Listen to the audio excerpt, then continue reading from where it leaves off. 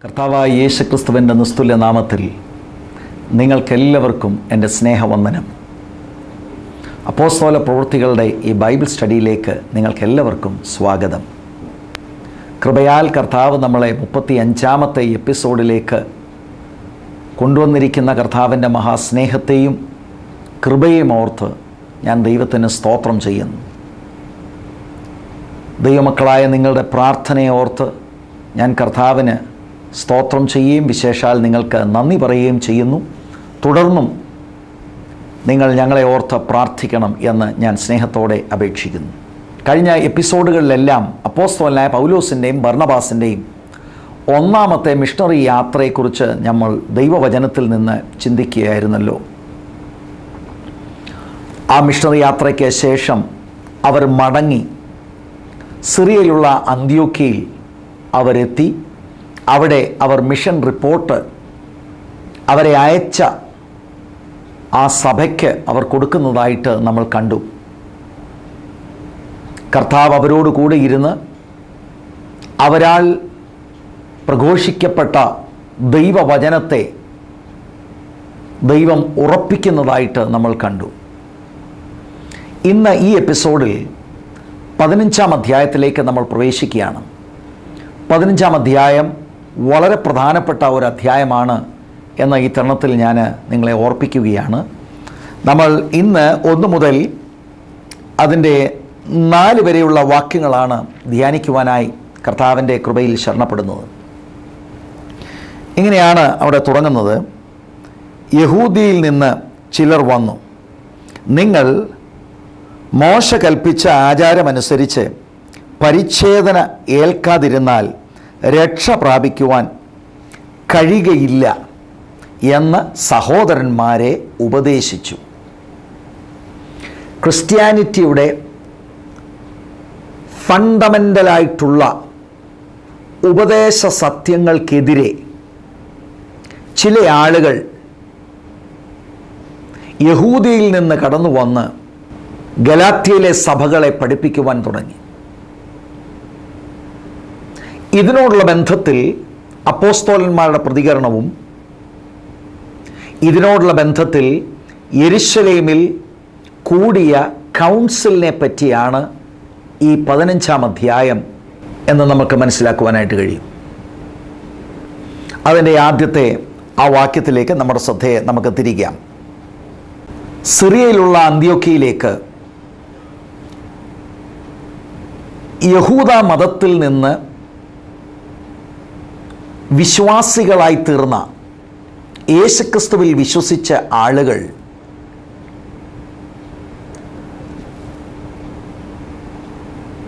അവർ ഈ അന്ത്യോക്യയിലെ സഭകളിലേക്ക് വന്നു.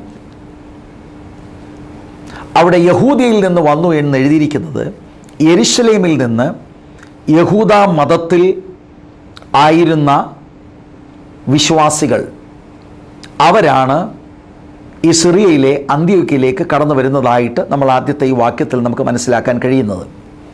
ഒരു പക്ഷെങ്കിൽ ഇവരെക്കുറിച്ചാവാം ഗലാത്യ ലേഖനം 2-ാം അധ്യായത്തിൽ അതിൻ്റെ 12-ാം വാക്യം, യാക്കോബിൻ്റെ അടുക്കൽ നിന്ന് ചിലർ വരും മുൻപേ അവൻ ജാതികളോടുകൂടെ തിന്നുപോന്നു. യാക്കോബിൻ്റെ അടുക്കൽ നിന്ന് ചിലർ എന്ന പ്രയോഗം പൗലോസ് ഗലാത്യർക്ക് എഴുതുമ്പോൾ എഴുതുന്നത് ഈ കൂട്ടരെക്കുറിച്ചാവാൻ സാധ്യതയുണ്ട്. യഹൂദ മതത്തിൽ ഉൾപ്പെട്ട് നിന്ന ഇവർ യേശുക്രിസ്തുവിലൂടെയുള്ള വിശ്വാസത്താൽ അവർ രക്ഷിക്കപ്പെട്ടു എങ്കിലും അവരുടെ മതത്തിലെ പല ആചാരങ്ങളും അവർ വിടാൻ തയ്യാറായില്ല. പരിച്ഛേദനയും മോശമുഖാന്തരം ലഭിച്ച ന്യായപ്രമാണമൊക്കെ വിശ്വാസത്തിൽ വന്ന ശേഷവും അവർ ആചരിക്കുവാൻ തക്കവണ്ണം ഇടയായിത്തീർന്നു. ആ സമയത്താണ് സിറിയയിലെ അന്ത്യോക്യയിൽ ജാതിക സഭ അവിടെ ഉടലെടുത്തു. മറ്റ് ഗലാത്യയിൽ ധാരാളമിടത്ത് ജാതിക പശ്ചാത്തലത്തിലുള്ളവർ യേശുക്രിസ്തുവിൽ വിശ്വസിച്ച് അവർ രക്ഷിക്കപ്പെട്ട് ദൈവസഭയുടെ ഭാഗമായപ്പോൾ അത് പാരമ്പര്യ യഹൂദ മതത്തിൽ നിന്ന് രക്ഷിക്കപ്പെട്ടവർക്ക് ആ കാര്യങ്ങൾ അതുപോലെ ഉൾക്കൊള്ളുവാൻ കഴിഞ്ഞില്ല. അതാണ് അവരിൽ ചിലർ സിറിയയിലുള്ള അന്ത്യോക്യയിൽ വന്ന് പഠിപ്പിക്കുന്ന വിഷയം അവിടെ രേഖപ്പെടുത്തിയിരിക്കുന്നത്. യഹൂദിയിൽ നിന്ന്, അതായത് യെരുശലേമിൽ നിന്ന് ചിലർ വന്നു യെരുശലേം സഭയോട് ബന്ധപ്പെട്ടവരാകുവാൻ സാധ്യതയുണ്ട്. നിങ്ങൾ മോശ കൽപ്പിച്ച ആചാരമനുസരിച്ച് പരിച്ഛേദന ഏൽക്കാതിരുന്നാൽ രക്ഷ പ്രാപിക്കുവാൻ കഴിയുകയില്ല. ഇതാണ് അവർ പഠിപ്പിക്കാൻ തുടങ്ങിയത്. യേശുക്രിസ്തുവിനോടുള്ള വിശ്വാസമൊക്കെ ശരിയാണ്, അതൊക്കെ ശരിയാണെങ്കിലും പൂർണ്ണമായി രക്ഷിക്കപ്പെടണമെങ്കിൽ ദൈവം കൊടുത്ത പരിച്ഛേദന എന്ന കൽപ്പനയോടെ ആചരിച്ചെങ്കിലേ രക്ഷ പൂർണ്ണമാകുകയുള്ളൂ എന്ന വിഷയമാണ് അവർ പഠിപ്പിക്കുവാൻ തുടങ്ങിയത്. അതിന് അപ്പോസ്തലന്മാരുടെ പ്രതികരണം 2-ാം വാക്യത്തിൽ എഴുതിയിട്ടുണ്ട്. പൗലോസിനും ബർന്നബാസിനും അവരോട് അല്പമല്ലാത്ത വാദവും തർക്കവും ഉണ്ടായിട്ട് പൗലോസും ബർന്നബാസും അവരിൽ മറ്റു ചിലരും ഈ തർക്കം സംഗതിയെപ്പറ്റി യെരുശലേമിൽ അപ്പോസ്തലന്മാരുടെയും മൂപ്പന്മാരുടെയും അടുക്കൽ പോകണം എന്ന് നിശ്ചയിച്ചു. അതൊരു വലിയ വിവാദമായി മാറി. കാരണം അപ്പോസ്തലനായ പൗലോസ് എല്ലായിടത്തും അദ്ദേഹം പഠിപ്പിച്ചത് യേശുക്രിസ്തുവിലുള്ള വിശ്വാസത്താൽ ഒരു വ്യക്തി നീതീകരിക്കപ്പെടും. ദൈവത്തിൻ്റെ മുൻപാകെ ഒരാൾ നീതീകരിക്കപ്പെടുവാൻ യാതൊരു നിലയിലും ഒരു കർമ്മപ്രവൃത്തിയും ആവശ്യമില്ല. അതിന് വിപരീതമായി ഈ യഹൂദ മതത്തിൽ ഉൾപ്പെട്ടിരുന്നവർ അവരത് വിശ്വസിക്കുന്നു എങ്കിലും അവര് കർമ്മമാർഗം കൂടെ രക്ഷയ്ക്കാവശ്യമാണ് എന്ന ആ പഠിപ്പിക്കൽ ജാതിക സഭകളിൽ പഠിപ്പിക്കുവാനായി തുടങ്ങി. ഒരു വലിയ ക്ലാഷ് അവിടെ ഉണ്ടാകുകയാണ്.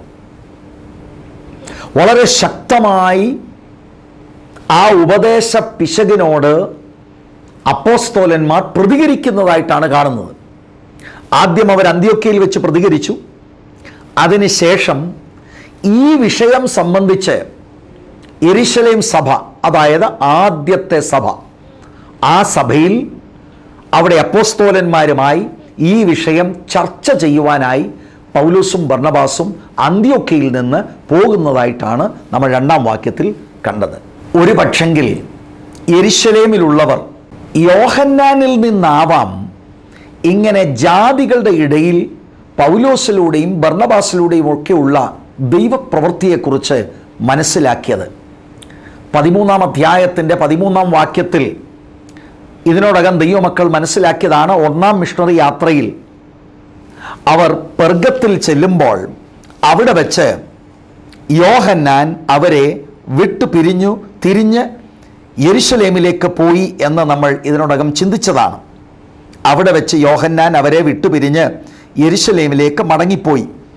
യോഹന്നാൻ എന്തുകൊണ്ട് മടങ്ങിപ്പോയി എന്നതിനെക്കുറിച്ച് നമ്മളൊരു എപ്പിസോഡിൽ ചിന്തിച്ചതാണ്.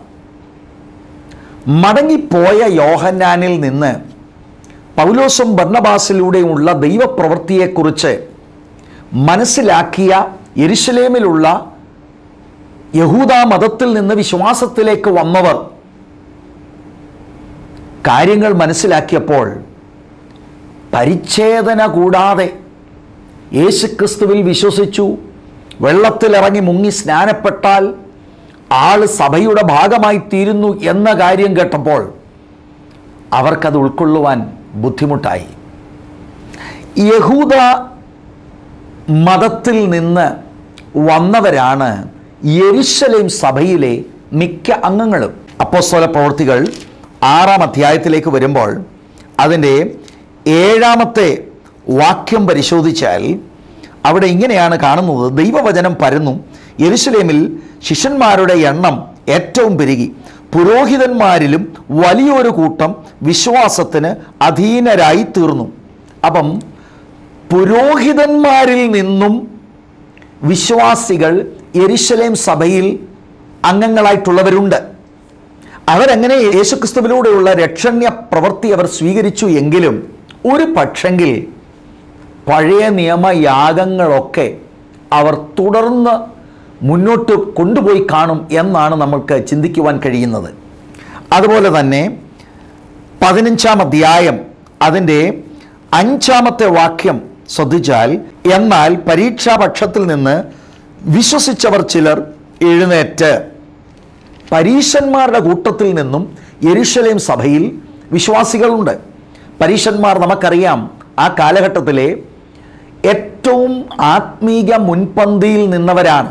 യഹൂദ മതത്തിലെ ഏറ്റവും ആത്മീകരായിട്ടുള്ള ന്യായപ്രമാണം എല്ലാം അനുസരിക്കണമെന്ന് വളരെയധികം പരിശ്രമിക്കുന്ന ആളുകളാണ് പരീശന്മാർ.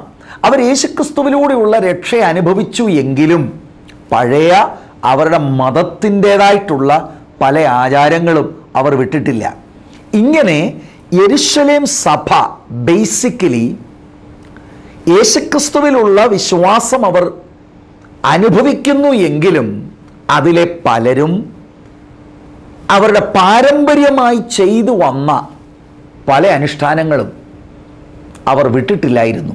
അതുകൊണ്ട് ജാതികളുടെ ഇടയിലെ ഈ മൂവ്മെൻറ്റുകൾ അവർ വളരെ സംശയത്തോടെയാണ് വീക്ഷിച്ചത്. പരിച്ഛേദനയില്ലാതെ ദൈവം സ്വീകരിക്കും എന്നൊക്കെയുള്ള കാര്യങ്ങൾ അവർക്കത് ഉൾക്കൊള്ളാൻ കഴിഞ്ഞില്ല. അവരുടെ ശാസ്ത്രം ദൈവം ഒരാളെ അംഗീകരിക്കണമെങ്കിൽ യേശുക്രിസ്തുവിലുള്ള വിശ്വാസം അതാവശ്യമാണ്. അപ്പോൾ തന്നെ പരിച്ഛേദന ആവശ്യമാണ്. മോശ മുഖാന്തരം ലഭിച്ച ന്യായപ്രമാണം അനുസരിക്കുന്നതും ആവശ്യമാണ്. അതൊരു വലിയ കോൺഫ്ലിക്റ്റിന് വഴി തുറക്കുകയാണ്. ഇതാണ് 15-ാം അധ്യായത്തിലെ പ്രധാനപ്പെട്ട വിഷയമായിട്ട് നമ്മൾ കാണുന്നത്. അപ്പോസ്തല പ്രവൃത്തികൾ 21:20 നിങ്ങൾ പരിശോധിച്ചാൽ യെരുശലേമിലുള്ള വിശ്വാസികൾ ന്യായപ്രമാണത്തിന് വേണ്ടി വളരെ എരിവോട് നിൽക്കുന്നു എന്ന് നമുക്ക് കാണുവാനായി കഴിയും. അപ്പോസ്തല പ്രവൃത്തി 15:24 ഈ അന്ത്യോക്യയിൽ വന്നിരിക്കുന്ന ആളുകൾ യെരുശലേം സഭയിൽ നിന്നാണ്. അപ്പോൾ തന്നെ നമ്മൾ മനസ്സിലാക്കണം, യെരുശലേം സഭ അവരെ നിയോഗിച്ചയച്ചു വന്നതല്ല. യാക്കോബ് പറഞ്ഞിട്ട് അവർ വരികയല്ല. അവരുടെ ഉള്ളിൽ ഉള്ള മതപരമായ തീഷ്ണതയിൽ നിന്നും അവരെ സംബന്ധിച്ചിടത്തോളം അവർ ചിന്തിക്കുന്നത് പൗലോസും ബർണബാസും ജാതികളായ ആളുകളെ മിസ്ഗൈഡ് ചെയ്തു എന്ന് ചിന്തിച്ച് അവരിവിടെ ഈ പഠിപ്പിക്കലുമായി കടന്നു വന്നിരിക്കുകയാണ്. ഒരു കാര്യം കൂടെ ഈ തരുണത്തിൽ കൂട്ടിച്ചേർക്കുന്നത് ആവശ്യമാണ് എന്നാണ് ഞാൻ കരുതുന്നത്. അപ്പോസ്തല പ്രവൃത്തി 15-ാം അധ്യായത്തിൻ്റെ 1-ാം വാക്യവും 2-ാം വാക്യം കൂടെ നമ്മൾ ചേർന്ന് പഠിച്ചപ്പോൾ ഈ ജുഡൈസേഴ്സ് എന്ന് വിളിക്കുന്ന യഹൂദ മതത്തിൽ നിന്ന് വിശ്വാസത്തിൽ വന്നിട്ടും യഹൂദ മത ആചാരങ്ങൾ വിടാതെ അതും രക്ഷണ്യ പ്രവൃത്തിക്ക് ആവശ്യമാണ് എന്ന് ചിന്തിക്കുന്ന ആളുകൾ സിറിയയിലുള്ള അന്ത്യോക്യയിൽ വന്ന് അവരിങ്ങനെയുള്ള ഉപദേശങ്ങൾ പ്രചരിപ്പിക്കുവാൻ തുടങ്ങിയപ്പോൾ പൗലോസും ബർണബാസും ശക്തമായി എതിർത്തു എന്ന് 2-ാമത്തെ വാക്യത്തിൽ നിന്ന് നമുക്ക് കാണുവാൻ കഴിയും. എന്നാൽ ഈ സമയത്ത് നമ്മൾ മനസ്സിലാക്കേണ്ട ഒരു സത്യം, 14-ാം അധ്യായത്തിനും 15-ാം അധ്യായത്തിനും ഇടയ്ക്ക് വെച്ചാണ് ഗലാത്യ ലേഖനം പൗലോസ് എഴുതിയതായിട്ട് കണക്കാക്കപ്പെടുന്നത്. അങ്ങനെയാണെങ്കിൽ ഗലാത്യ ലേഖനം പരിശോധിക്കുമ്പോൾ അതിൻ്റെ 2-ാം അധ്യായത്തിൽ വരുമ്പോൾ ഈ കൂട്ടരുടെ സ്വാധീനത, അവരുടെ ആ ഇൻഫ്ലുവൻസ് വളരെ ശക്തമായിരുന്നു എന്ന് നമുക്ക് മനസ്സിലാക്കാൻ കഴിയും. ആ കാലഘട്ടത്തിൽ പത്രോസ് അപ്പോസ്തലൻ അന്ത്യോക്യയിൽ ഉണ്ടായിരുന്നു. പത്രോസ് പോലും അവരുടെ ഇൻഫ്ലുവൻസിൽ താൻ പിടിക്കപ്പെട്ടു. ഗലാത്യ ലേഖനം 2-ാമത്തെ അധ്യായത്തിലേക്ക് ഞാൻ നിങ്ങളുടെ ശ്രദ്ധയെ തിരിക്കുകയാണ്. അതിൻ്റെ 11-ാമത്തെ വാക്യം മുതൽ ഞാൻ നിങ്ങളുടെ ശ്രദ്ധയിൽ കൊണ്ടുവരാം. അവിടെ നമ്മൾ ഇങ്ങനെയാണ് വായിക്കുന്നത്, എന്നാൽ കേഫാവ്, പത്രോസിൻ്റെ പേരാണെന്ന് നമുക്കറിയാമല്ലോ, അന്ത്യോക്യയിൽ വന്നപ്പോൾ അവനിൽ കുറ്റം കാണുകയാൽ ഞാൻ അഭിമുഖമായി അവനോട് എതിർത്തു നിന്നു. പൗലോസ് പറയാണ്, ഞാൻ പത്രോസിനോട് നേരിട്ട് എതിർത്തു നിന്നു. യാക്കോബിൻ്റെ അടുക്കൽ നിന്ന് ചിലർ വരും മുൻപേ അവൻ ജാതികളോടുകൂടെ തിന്നുപോന്നു.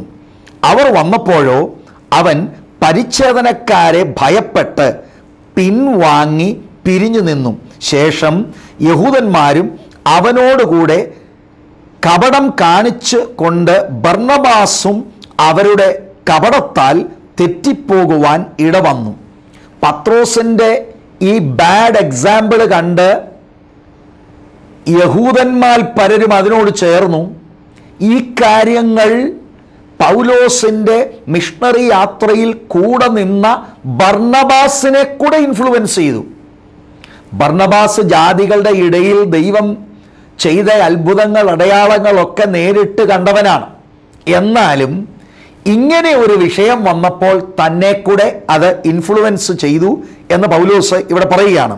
14-ാം വാക്യം, അവർ സുവിശേഷത്തിൻ്റെ സത്യം അനുസരിച്ച് ചൊവ്വായി നടക്കുന്നില്ല എന്ന് കണ്ടിട്ട് ഞാൻ എല്ലാവരും കേൾക്കെ കേഫാവിനോട് പറഞ്ഞത്, യഹൂദനായ നീ യഹൂദ മര്യാദ പ്രകാരമല്ല ജാതികളുടെ മര്യാദ പ്രകാരം ജീവിക്കുന്നു എങ്കിൽ നീ ജാതികളെ യഹൂദ മര്യാദ അനുസരിക്കുവാൻ നിർബന്ധിക്കുന്നതെന്ത്? നാം സ്വഭാവത്താൽ ജാതികളിൽ നിന്നുള്ള പാപികളല്ല, യഹൂദന്മാരത്രേ.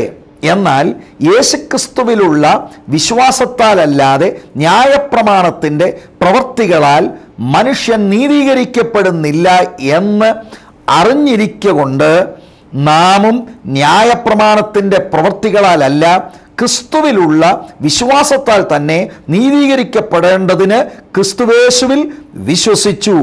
ന്യായപ്രമാണത്തിൻ്റെ പ്രവൃത്തികളാൽ ഒരു ജഡവും നീതീകരിക്കപ്പെടുകയില്ലല്ലോ. ഇത് എല്ലാവരും കേൾക്കെ, സകല ആളുകളും കേൾക്കെ വളരെ പരസ്യമായിട്ട് പത്രോസിനോട് പറഞ്ഞ സ്റ്റേറ്റ്മെൻ്റാണ്. അപ്പം നോക്കൂ, ഈ കൂട്ടരുടെ ആ ഇൻഫ്ലുവൻസ് വളരെ ശക്തമായി. ജാതിക ആളുകളോട് ഇവർ പറയുകയാണ്, ഇങ്ങനെയൊന്നും പൗലോസ് പറയുന്ന സുവിശേഷം കൊണ്ടൊന്നും രക്ഷപ്പെടാനൊക്കത്തില്ല, കേവലം വിശ്വാസത്താൽ നീതീകരണമൊന്നും സാധ്യമല്ല. അങ്ങനെ വാസ്തവമായിട്ട് നിങ്ങൾക്ക് രക്ഷപ്പെടണമെങ്കിൽ നിങ്ങൾ പരിച്ഛേദന ഏൽക്കണം. പരിച്ഛേദന ഏൽക്ക മാത്രമല്ല, അതിനുശേഷം മോശ മുഖാന്തരം ലഭിച്ച ന്യായപ്രമാണമെല്ലാം നിങ്ങൾ അനുസരിക്കണം. അങ്ങനെയാണെങ്കിൽ ദൈവത്തിൻ്റെ സന്നിധിയിൽ നിങ്ങൾ നീതീകരിക്കപ്പെടും. ഇതാണ് അവര് ഈ ജാതിക ആളുകളെ ഉപദേശിക്കുവാൻ തുടങ്ങിയത്. അഥവാ ജാതിക പശ്ചാത്തലത്തിൽ നിന്ന് രക്ഷിക്കപ്പെട്ടവരെ ഈ നിലയിലുള്ള ടീച്ചിങ് കൊണ്ടുവന്ന് പഠിപ്പിക്കുവാൻ തുടങ്ങി. അതിനോട് പൗലോസ് ശക്തമായി എതിർത്തു. കാരണം ടീച്ചിങ്ങിലുള്ള പിശകുണ്ട്, അവരുടെ ഇൻഫ്ലുവൻസ് ശക്തമായി. ആ കാലഘട്ടത്തിൽ അന്ത്യോക്യയിലുള്ള പത്രോസിനെ സ്വാധീനിക്കാൻ തുടങ്ങി. മാത്രമല്ല പല യഹൂദന്മാർ സ്വാധീനിക്കപ്പെട്ടു. തൻ്റെ കൂടെ ഉണ്ടായിരുന്ന ടീമംഗമാകുന്ന ബർന്നബാസ് വരെ ഈ ഒരു ഉപദേശത്തിൽ പിടിക്കപ്പെട്ടു. പത്രോസിനെ സംബന്ധിച്ചിടത്തോളം അദ്ദേഹം കൊർന്നല്യോസിൻ്റെ ഭവനത്തിൽ വെച്ച് ഈ വിഷയത്തോടുള്ള ബന്ധത്തിൽ ദൈവകൃപ കണ്ടവനാണ്. വേദശാസ്ത്രപരമായി തനിക്കും അറിയാം വിശ്വാസത്താലാണ് നീതീകരണം എന്നുള്ളത്. എങ്കിലും യഹൂദന്മാരെ ഭയന്ന് താൻ ജാതികളുടെ കൂടെ പിന്നെ ഭക്ഷണം കഴിക്കാതെ വന്നു. അത് തനിക്കുണ്ടായ തിയോളജിക്കൽ മാറ്റമല്ല. യഹൂദന്മാർ വന്നപ്പോൾ പരസ്യമായി അവരുടെ കൂടെ ജാതികളുടെ കൂട്ടത്തിൽ ഭക്ഷണം കഴിക്കാതെ താൻ അത് ഒഴിവാൻ തുടങ്ങി. അത് കാപട്യമാണെന്നും പറഞ്ഞ് പൗലോസ് വളരെ ശക്തമായി പ്രതികരിക്കുന്നതായിട്ട് നാം കാണുകയാണ്. എന്താണെങ്കിലും ആ പ്രതികരണം, പൗലോസിൻ്റെ ആ ശാസന വളരെ ഫലിച്ചു എന്നാണ് നമുക്ക് മനസ്സിലാക്കാൻ കഴിയുന്നത്. കാരണം 15-ാം അധ്യായത്തിൽ 5 മുതലുള്ള വാക്യങ്ങൾ നമ്മൾ വായിക്കുമ്പോൾ യെരുശലേം കൗൺസിലിൽ പത്രോസും ബർന്നബാസും ഒക്കെ അവരുടെ ആ വിശ്വാസത്തിന് തിരുത്തൽ വരുത്തി അവർ ശക്തമായി വിശ്വാസത്താലുള്ള നീതീകരണത്തിന് വേണ്ടി പരസ്യമായി വാദിക്കുന്നതായിട്ട് പിന്നീട് നമുക്ക് മനസ്സിലാക്കുവാനായിട്ട് കഴിയും. ഞാൻ ഇപ്പോൾ ഈ വിഷയം പറയുവാൻ കാരണം അപ്പോസ്തലനായ പൗലോസിൻ്റെ പ്രതികരണം എനിക്ക് നിങ്ങളുടെ ശ്രദ്ധയിൽ കൊണ്ടുവരാനുണ്ട്. 14-ാം അധ്യായത്തിനും 15-ാം അധ്യായത്തിനും ഒക്കെ ഇടയ്ക്ക് നടക്കുന്ന സംഭവങ്ങളാണിത്.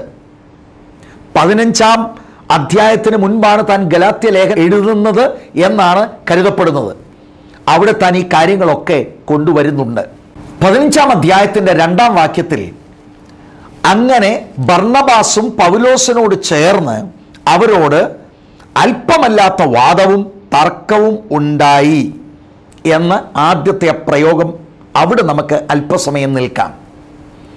ഒരു വലിയ ഉപദേശ പെശകാണ് ഈ കൂട്ടർ പറഞ്ഞ് പ്രചരിപ്പിച്ചത്. അതിനോട് അപ്പോസ്തലന്മാർ എതിർക്കുകയാണ്. പരിച്ഛേദന ദൈവം കൊടുത്ത കൽപ്പനയാണ്. ന്യായപ്രമാണമൊക്കെ ദൈവം കൊടുത്ത കൽപ്പനയാണ്. അത് യഹൂദനോടുള്ള ബന്ധത്തിലാണ് ദൈവം ആ കാര്യങ്ങളൊക്കെ കൊടുക്കുന്നത്. ജാതിക പശ്ചാത്തലത്തിൽ നിന്ന് വന്നവർക്ക് അത് നീതീകരണത്തിന് അപ്ലൈ ചെയ്യേണ്ട ആവശ്യം ഇല്ല. യേശുക്രിസ്തുവിലുള്ള വിശ്വാസത്താൽ യഹൂദനും ജാതിയിൽപ്പെട്ടവനും ഒരുപോലെ നീതീകരിക്കപ്പെടുന്നു. അതാണ് സുവിശേഷത്തിൻ്റെ പ്രധാനപ്പെട്ട ഒരു വിഷയം. എഫേസ്യ ലേഖനത്തിൽ അപ്പോസ്തലനായ പൗലോസ് 2-ാം അധ്യായം അതിൻ്റെ 8-ാമത്തെ വാക്യത്തിൽ താൻ ഇങ്ങനെ പറയുന്നു: കൃപയാലല്ലോ നിങ്ങൾ വിശ്വാസം മൂലം രക്ഷിക്കപ്പെട്ടിരിക്കുന്നത്, അതിന് നിങ്ങൾ കാരണമല്ല, ദൈവത്തിൻ്റെ ദാനമത്രയാകുന്നത്, ആരും പ്രശംസിക്കാതിരിക്കുവാൻ പ്രവൃത്തികളും കാരണമല്ലല്ലോ.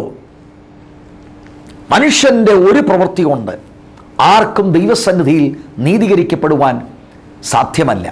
ന്യായപ്രമാണം കൊണ്ട് സാധ്യമല്ല. അങ്ങനെ ഇരിക്കെ ന്യായപ്രമാണം കൂടെ വേണം, പരിച്ഛേദന വേണം എന്ന് യഹൂദ മതത്തിലെ ആ ചിന്തകളുമായി വന്ന ഈ ഉപദേശകരെ പൗലോസ് ബർന്നബാസിനോട് ചേർന്ന് ശക്തമായി നേരിടുകയാണ്. ഉപദേശ പിശകുകളെ ദൈവസഭ ശക്തമായി നേരിടണം. ദൈവവചനത്തിൻ്റെ പഥ്യ ഉപദേശത്തിന് വിപരീതമായി ഇന്നും പല കാര്യങ്ങൾ പ്രചരിപ്പിക്കുന്ന ആളുകളുണ്ട്. അത് ലാഘവ ചിന്തയോടെ അല്ല എടുക്കേണ്ടത്. ആ കാലഘട്ടത്തിലെ ഒരു പ്രധാനപ്പെട്ട ഉപദേശ പെശകായിരുന്നു കർമ്മമാർഗത്തിലൂടെ നീതീകരണം. അതിനെ ശക്തമായി ആ നിലയിൽ അപ്പോസ്തലന്മാർ നേരിടുകയാണ്. അവർ അന്ത്യോക്യയിൽ വെച്ച് മാത്രമല്ല നേരിട്ടത്, ആ ഒരു വിഷയം ചർച്ച ചെയ്യാൻ അവർ യാത്ര ചെയ്ത് യെരുശലേമിൽ പോയി അപ്പോസ്തലന്മാരുമായി ഇരുന്ന് ചർച്ച ചെയ്ത് അവസാനം തീരുമാനമെടുക്കുന്നതായിട്ട് പിന്നീട് നമുക്ക് കാണുവാൻ കഴിയും.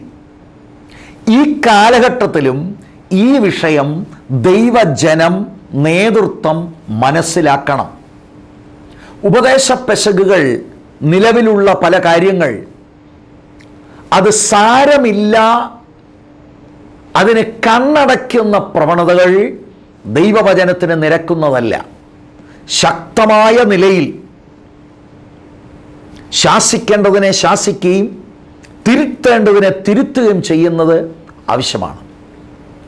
യൂദയുടെ ലേഖനത്തിലേക്ക് നമ്മൾ കടന്നു വരുമ്പോൾ യൂദയുടെ ലേഖനം 3-ാമത്തെ വാക്യത്തിൽ ഇങ്ങനെയാണ് തിരുവെഴുത്ത് പറയുന്നത്: പ്രിയരെ, നമുക്ക് പൊതുവിലുള്ള രക്ഷയെക്കുറിച്ച് നിങ്ങൾക്ക് എഴുതുവാൻ സകല പ്രയത്നവും ചെയ്യുകയിൽ വിശുദ്ധന്മാർക്ക് ഒരിക്കലായി ഭരമേൽപ്പിച്ചിരിക്കുന്ന വിശ്വാസത്തിന് വേണ്ടി പോരാടേണ്ടതിന് പ്രബോധിപ്പിച്ചെഴുതുവാൻ ആവശ്യമെന്ന് എനിക്ക് തോന്നി.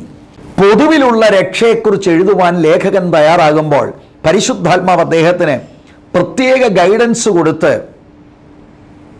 വിശുദ്ധന്മാർക്കൊരിക്കലായി ഭരമേൽപ്പിച്ച വിശ്വാസത്തിനായി പോരാടണം, ഫൈറ്റ് ചെയ്യണം എന്നെഴുതാനുള്ള പ്രേരണയാണ് കൊടുക്കുന്നത്. ഈ വിഷയം സംബന്ധിച്ച് പ്രാരംഭത്തിൽ ഒരു എപ്പിസോഡിൽ ചില കാര്യങ്ങൾ ഞാൻ പറഞ്ഞിരുന്നു. ഇതൊരു വലിയ ഫൈറ്റാണ് ദൈവമക്കളെ. ഇവിടെ ഈ 3-ാമത്തെ വാക്യത്തിൽ അവിടെ വിശ്വാസം എന്ന വാക്കിന് ഉപദേശ സത്യങ്ങൾ എന്ന് ചിന്തിക്കുന്നതിൽ തെറ്റില്ല. വിശുദ്ധന്മാർക്കൊരിക്കലായി ഭരമേൽപ്പിക്കപ്പെട്ടതാണ്. ഇത് മനുഷ്യൻ കണ്ടുപിടിച്ചതല്ല, ഭരമേൽപ്പിച്ചതാണ്. ആർക്ക്? വിശുദ്ധന്മാർക്ക് ഒരിക്കലായി. ഇത് കാലഘട്ടത്തിനനുസരിച്ച് മാറുന്നതല്ല. അതിനെ മാറ്റുവാനായി ശ്രമിക്കുന്ന ഉപദേശങ്ങളെ ദൈവത്തിൻ്റെ ജനം ശക്തിയോടെ നേരിടേണ്ടത് ആവശ്യമാണ്. ഇതാണ് ദൈവത്തിൻ്റെ വചനത്തിന് നമ്മളോട് പറയാനുള്ളത്. നോക്ക്, ഒരു കൗൺസിൽ തന്നെ കൂടുവാൻ കാരണം ഉപദേശ സംബന്ധമായ വിഷയങ്ങളെ ചർച്ച ചെയ്യുവാനാണ്. അല്ലാതെ വോട്ടിട്ട് ആരാണ് നേതൃത്വത്തിൽ വരുന്നത് എന്ന വിഷയമൊന്നുമല്ല അവിടുത്തെ പ്രധാനപ്പെട്ട വിഷയം. ഈ ഉപദേശ സത്യത്തിന് വേണ്ടി അന്ന് അവർ നിന്നില്ലായിരുന്നു എങ്കിൽ ഇന്ന് കർമ്മമാർഗത്തിലൂടെ ഉള്ള നീതീകരണം എന്ന വിഷയം ഇന്ന് നിലവിലുണ്ടായിരുന്നേനെ. അതിനുവേണ്ടി വളരെ പോരാടിയ ആളുകളാണ് പൗലോസും ബർണബാസും പത്രോസും. പാസ്റ്റോറൽ എപ്പിസലുകൾ, ഇടയലേഖനങ്ങൾ പൗലോസ് എഴുതുമ്പോൾ ഇതേ വിഷയം അവിടെയും പ്രശ്നമായിരുന്നു. തീത്തോസിൻ്റെ ലേഖനം എഴുതുമ്പോൾ ക്രയത്തയിൽ ഇതുപോലെയുള്ള ഉപദേശ പെശക് ഉണ്ടായിരുന്നു. തിമോത്തിയോസിൻ്റെ ലേഖനം എഴുതുമ്പോൾ എഫസോസിൽ ഇതുപോലെയുള്ള ഉപദേശ പെശകുകൾ ദൈവസഭയ്ക്ക് എതിരെ ഉണ്ടായിരുന്നു. അതുകൊണ്ട് എഫസോസിൽ തിമോത്തിയോടും ക്രയത്തയിൽ തീത്തോസിനോടും താൻ ലേഖനം എഴുതുമ്പോൾ ഇങ്ങനെയുള്ള ദുരുപദേശം പറയുന്നവർക്കെതിരെ ശക്തമായി ദൈവവചനം പഠിപ്പിക്കണമെന്നും അവരെ നേരിടണമെന്നും താൻ പ്രബോധിപ്പിക്കുന്നുണ്ട്. അതുകൊണ്ട് തന്നെയാണ് എഫസോസിലും ക്രയത്തയിലും അവിടെയുള്ള സഭയിൽ മൂപ്പന്മാരെ തെരഞ്ഞെടുക്കുമ്പോൾ അവർ ക്വാളിറ്റി ഉള്ള ആളുകളായിരിക്കണം എന്ന് പൗലോസ് പറയുവാൻ കാരണം. പല ക്വാളിറ്റികൾ 1 തിമോത്തിയോസ് 3-ാം അധ്യായത്തിൻ്റെ 1 മുതൽ 7 വരെയുള്ള വാക്യങ്ങളിലും തീത്തോസിൻ്റെ ലേഖനം 1-ാം അധ്യായം 6 മുതൽ 9 വരെയുള്ള വാക്യങ്ങളും നമുക്ക് കാണുവാൻ കഴിയും. അതിലെ പ്രധാനപ്പെട്ട ഒരു ക്വാളിറ്റി, മൂപ്പൻ ദൈവവചനം പഠിപ്പിക്കുവാൻ തക്കവണ്ണം അറിവുള്ളവനായിരിക്കണം. അതെന്താ കാരണം? തൻ്റെ മുൻപിൽ കിട്ടിയിരിക്കുന്ന ജനത്തെ ദൈവവചനം പഠിപ്പിച്ച് ഒന്നാമത് അവരുടെ അകത്തെ മനുഷ്യന് ബലം കൊടുക്കണം, ക്രിസ്തുവിൻ്റെ സ്വഭാവത്തോട് അവരെ അനുരൂപമാക്കണം. 2, നിലവിൽ കാലഘട്ടത്തിലുള്ള ദുരുപദേശങ്ങൾക്കെതിരെ ശക്തമായ നിലയിൽ ദൈവവചനത്താൽ അതിനെ ഖണ്ഡിക്കണം. തീത്തോസിൻ്റെ ലേഖനത്തിലെ ചില പ്രയോഗങ്ങൾ ഞാൻ നിങ്ങളുടെ ശ്രദ്ധയിൽ കൊണ്ടുവരാൻ താല്പര്യപ്പെടുകയാണ്. തീത്തോസിൻ്റെ ലേഖനം 1-ാം അധ്യായം അതിൻ്റെ 10-ാമത്തെ വാക്യം, വൃഥാ വാചാലന്മാരും മനോവഞ്ചകന്മാരുമായി വഴങ്ങാത്തവരായ പലരും ഉണ്ടല്ലോ, വിശേഷാൽ പരിച്ഛേദനക്കാർ തന്നെ. ഇവിടെ അപ്പോസ്തല പ്രവൃത്തി 15-ാം അധ്യായത്തിൽ യെരുശലേമിൽ നിന്ന് വന്ന യേശുക്രിസ്തുവിലുള്ള വിശ്വാസത്താലുള്ള നീതീകരണത്തിന് വിപരീതമായി പഠിപ്പിക്കുന്ന പരിച്ഛേദനക്കാർ, അതുപോലെ തന്നെ ക്രയത്തയിൽ പരിച്ഛേദനക്കാരുണ്ടായിരുന്നു. 11-ാം വാക്യം, അവരുടെ വായ അടയ്ക്കേണ്ടതാകുന്നു, അവർ ദുരാദായം വിചാരിച്ച് അരുതാത്തത് ഉപദേശിച്ചും കൊണ്ട് കുടുംബങ്ങളെ മുഴുവനും മറിച്ചു കളയുന്നു. അവരുടെ വായ തീത്തോസേ നീ അടച്ചു കളയണം, പൗലോസ് എഴുതുകയാണ്.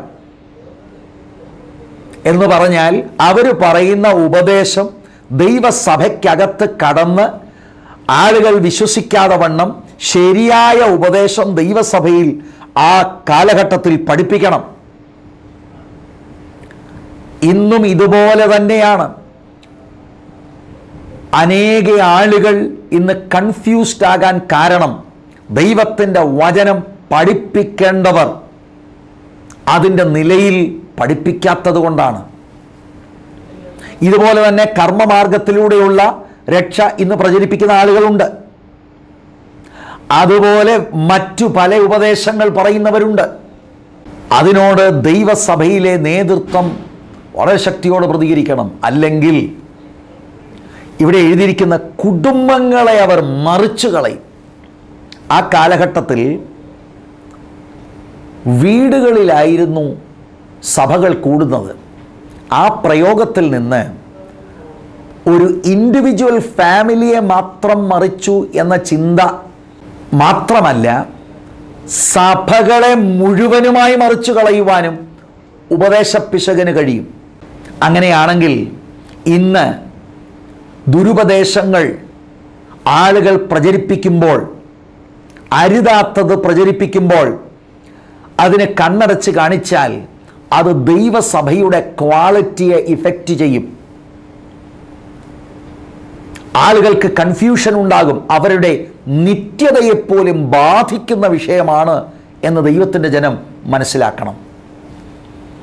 അതുകൊണ്ട് തീത്തോസിനോട് പറയുന്നത്, നീ അവരുടെ വായെ അടയ്ക്കണം. ഈ കാലഘട്ടത്തിലും അവർക്ക് പിന്നെ ഈ ഉപദേശം പറഞ്ഞ് പ്രചരിപ്പിക്കുവാൻ കഴിയാത്തതുപോലെ സത്യമായ പഥ്യ ഉപദേശത്തെ നേതൃത്വം പഠിപ്പിക്കണം. ക്രേത്തയിലുള്ള ആളുകൾ ഇത് പ്രചരിപ്പിക്കാൻ കാരണം ദുരാദായം വിചാരിച്ചാണ്.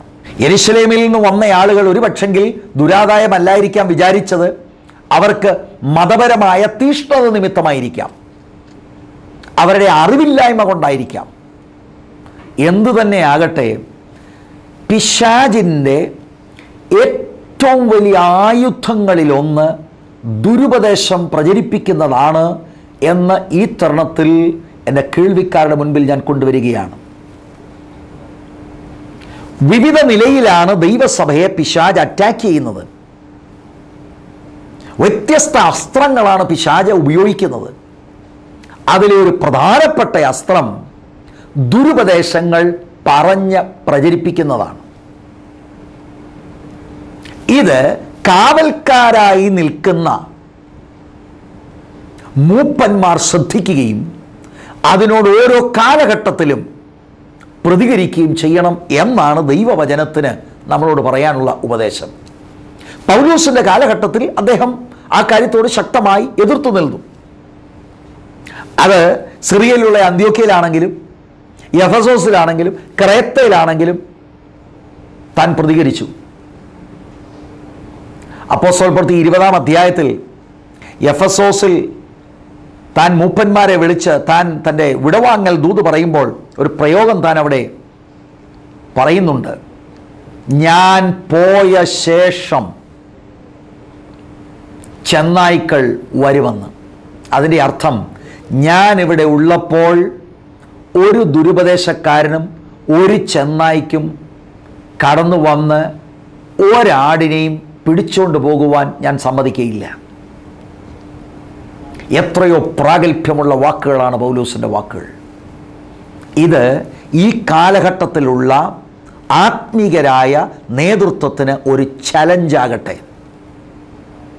15-ാം അധ്യായത്തിലേക്ക് നമ്മൾക്ക് മടങ്ങി വരാം.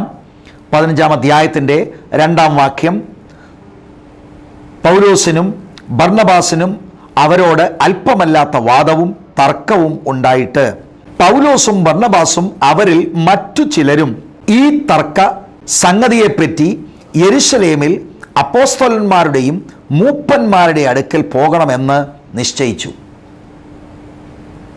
ഇവിടെ വെച്ച് തർക്കമുണ്ടായി, സിറിയയിലെ ആന്റിയോക്കിൽ വെച്ച് തർക്കമുണ്ടായി.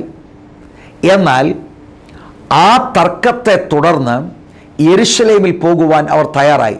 പൗലോസുണ്ട്, ബർന്നബാസുണ്ട്, മറ്റ് ചിലരെ കൂടെ അന്ത്യോക്യയിൽ നിന്ന് അവർ കൊണ്ടുപോവുകയാണ്. കാരണം ജാതിക ആളുകളുടെ ഇടയിലുള്ള ദൈവപ്രവൃത്തിയെക്കുറിച്ച് ഈ മറ്റു ചിലർ സാക്ഷ്യം പറയും.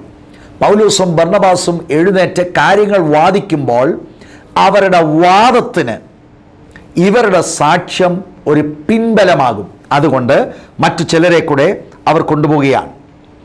3-ാമത്തെ വാക്യം, സഭ അവരെ യാത്ര അയച്ചിട്ട് അവർ ഫൊയ്നീക്കയിലും ശമരിയയിലും കൂടി കടന്ന് ജാതികളുടെ മാനസാന്തര വിവരം അറിയിച്ച് സഹോദരന്മാർക്ക് മഹാസന്തോഷം വരുത്തി.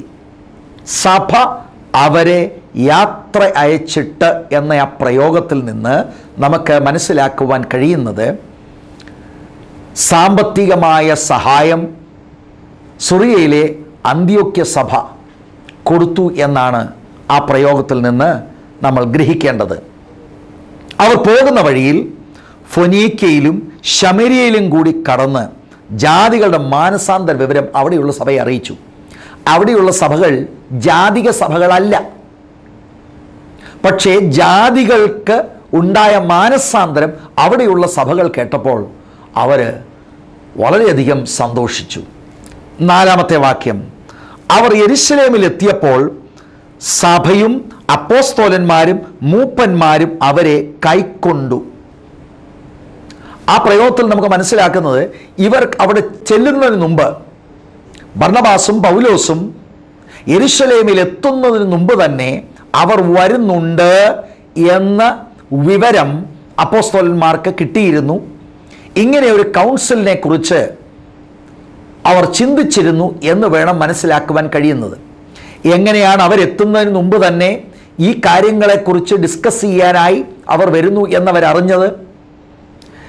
പൗലോസും ബർന്നബാസും അന്ത്യോക്യയിൽ നിന്ന് യെരുശലേമിലേക്ക് യാത്ര ചെയ്യുമ്പോൾ ഫെനീക്കയിലും ശമരിയ വഴിയുമാണ് അവർ വന്നത്. അവിടെയുള്ള സഭകളിൽ ജാതികൾ ഉള്ള മാനസാന്തരം അറിയിച്ചാണ് അവർ വരുന്നത്. എന്നാൽ ദുരുപദേശം പറഞ്ഞ് പടർത്തുവാൻ എത്തിയ യെരുശലേമിൽ നിന്നുള്ള ആളുകൾ അവരുടെ മടക്കി യാത്രയിൽ നേരിട്ട് അവർ യെരുശലേമിൽ ചെന്ന് ഒരുപക്ഷെങ്കിൽ അപ്പോസ്തലന്മാരോട് ഈ കാര്യം അറിയിച്ചു കാണും. അതുകൊണ്ടാണ് പൗലോസും ബർന്നബാസും എത്തിയപ്പോൾ തന്നെ അവർക്ക് ഓൾറെഡി വിവരം അറിയാമെന്ന നിലയിൽ അവർ പ്രതികരിക്കുന്നത്. ദൈവം തങ്ങളോടുകൂടി ഇരുന്ന് ചെയ്തതൊക്കെയും അവർ അറിയിച്ചു. യെരുശലേമിൽ എത്തിക്കഴിഞ്ഞപ്പോൾ സഭയും അപ്പോസ്തലന്മാരും മൂപ്പന്മാരും അവരെ കൈക്കൊണ്ടു.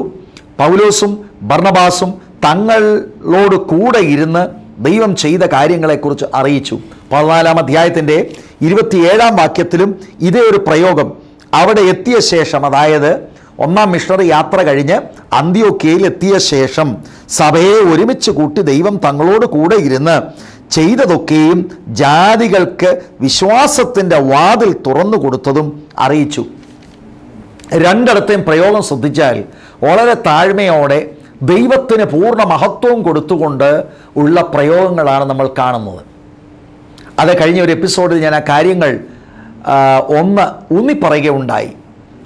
ദൈവം എന്തെങ്കിലും കാര്യം ആരിലൂടെയെങ്കിലും ചെയ്യുന്നുണ്ടെങ്കിൽ അത് ദൈവമാണ് ചെയ്യുന്നത്. അത് ദൈവത്തിൻ്റെ മഹത്വത്തിന് വേണ്ടിയാണ്, വ്യക്തികളല്ല എങ്ങും മഹത്വം എടുക്കേണ്ടത്.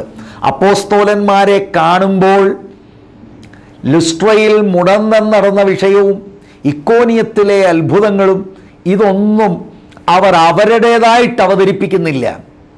ദൈവം അവരോട് കൂടെ ഇരുന്ന് ചെയ്ത കാര്യങ്ങളുടെ സാക്ഷ്യമാണ് അവർ പറയുന്നത്. നമ്മുടെ ഈ എപ്പിസോഡ് ഇവിടെ അവസാനിപ്പിക്കുന്ന സമയത്ത് 15-ാം അധ്യായം നമ്മൾ തുടങ്ങി വെച്ചു. ആദ്യത്തെ 4 വാക്യങ്ങൾ വളരെ വേഗത്തിൽ നമ്മൾ നോക്കി. വിശ്വാസത്താൽ ഉള്ള നീതീകരണം, വിശ്വാസത്താലുള്ള നീതീകരണം എന്ന പരമപ്രധാനമായ സുവിശേഷത്തിൻ്റെ വളരെ കാതലായ സത്യത്തെ എതിർക്കുന്ന ഉപദേശങ്ങൾ ആ കാലഘട്ടത്തിൽ യെരുശലേമിൽ നിന്ന് വന്ന പാരമ്പര്യ യഹൂദ മതത്തിൽ നിന്ന് വിശ്വാസത്തിലേക്ക് വന്നവർ പ്രചരിപ്പിച്ചിരുന്നു.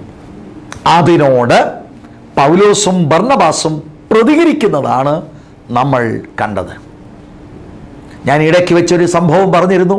ബർന്നബാസിനും അല്പമായ പതർച്ചകൾ ഉണ്ടായിരുന്നു, പത്രോസിനുണ്ടായിരുന്നു. പക്ഷേ അതെല്ലാം പൗലോസ് സ്റ്റേണായി വിഷയത്തിൽ നിന്നതുകൊണ്ട് അവരും യഥാസ്ഥാനപ്പെട്ടു. അങ്ങനെയാണ് പൗലോസ് ബർന്നബാസിൻ്റെ കൂടെ യെരുശലേമിലേക്ക് പോകുന്നത്. അടുത്ത എപ്പിസോഡിൽ യെരുശലേം കൗൺസിലിൽ നടന്ന സംഭവങ്ങളും യാക്കോബ് ചെയർമാനായി ഇരുന്ന് താൻ എടുക്കുന്ന തീരുമാനവും നമുക്ക് ശ്രദ്ധിക്കുകയും പഠിക്കുകയും ചെയ്യാം. എപ്പിസോഡ് ഇവിടെ അവസാനിപ്പിക്കുമ്പോൾ ദുരുപദേശങ്ങൾക്കെതിരെ ശക്തമായി പ്രതികരിക്കുവാൻ ഓരോ പ്രാദേശിക സഭയും ദൈവദാസനും തയ്യാറാകട്ടെ. ദുരുപദേശത്തോട് പ്രതികരിക്കണമെങ്കിൽ ഉപദേശം മനസ്സിലാക്കണം, അതിന് ദൈവവചനം വായിക്കണം, ദൈവവചനം പഠിക്കണം.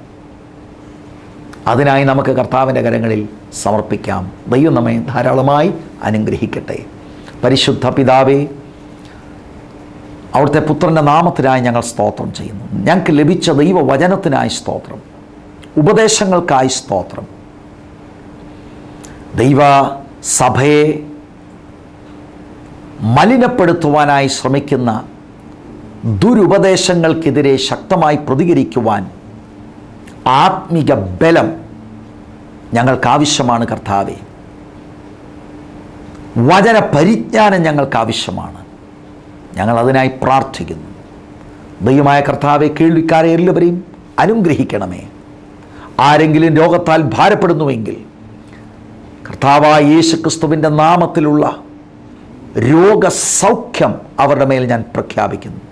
മഹത്വം അങ്ങെടുക്കണമേ, യേശു കർത്താവിൻ നാമത്തിൽ തന്നെ. ആമേൻ. God bless U.